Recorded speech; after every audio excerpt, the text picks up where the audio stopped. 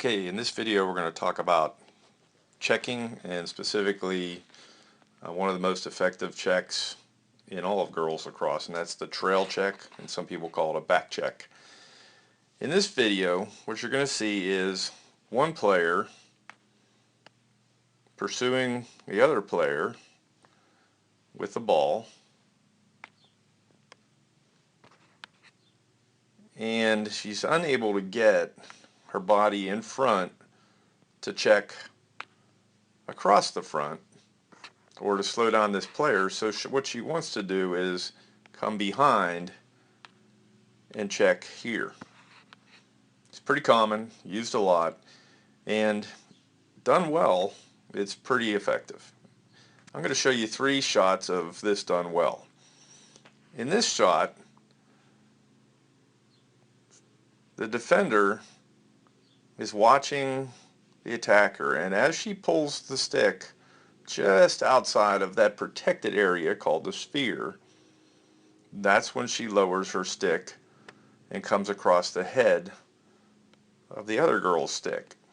And if you look close, you can see here's where the contact is made.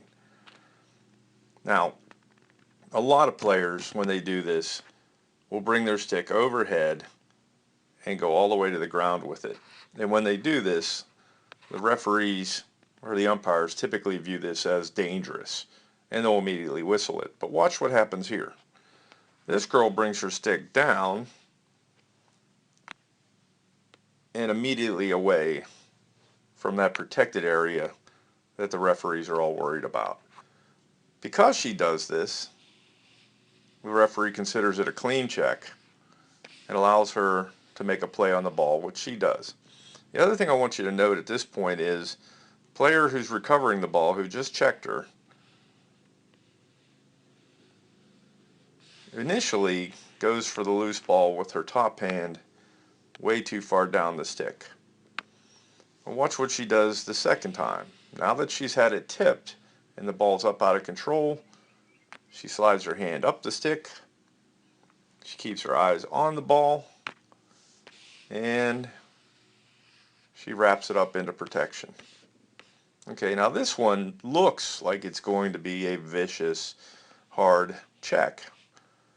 You can tell that the referees are very concerned when they see this kind of wind-up going on, where the stick is up here and it looks like it's going to come crashing down close, dangerously close to the body. But that's not what happens. What happens is she drops her elbows, gets good hand control, wrist control on the stick, and then brings the stick down, again, outside of the sphere, just as this player cradles outside the sphere and leaves the stick checkable. She brings her stick down and immediately out to the side. Here's where the stick head is now. The stick came down and out. When the referee sees this, they immediately leave that alone. Okay, down here in this video, you're going to see the check coming from this side. Again, this player is cut off by this player, so she starts to bring her stick back. And as she does, the trailing checker lines it up. As soon as it comes outside of the protected sphere, you can barely see there, sorry, she brings her stick down,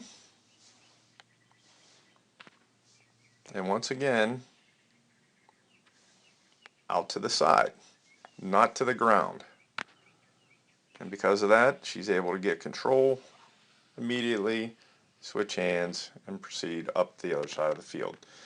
These are good examples of trail checks, or like I said before, people also call them back checks, that are successful because players are focused on where the stick is when they make contact and ensuring that their stick comes down and goes away from the head and body of the person they're checking.